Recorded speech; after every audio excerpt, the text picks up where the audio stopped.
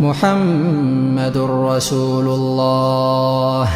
والذين معه أشداء على الكفار رحماء بينهم تراهم ركعا سجدا يبتغون فضلا من الله ورضوانا سيماهم في وجوههم من أثر السجود ذلك مثلهم في التوراة ومثلهم في الإنجيل كزرع أخرج شطأه فآزره فاستغلظ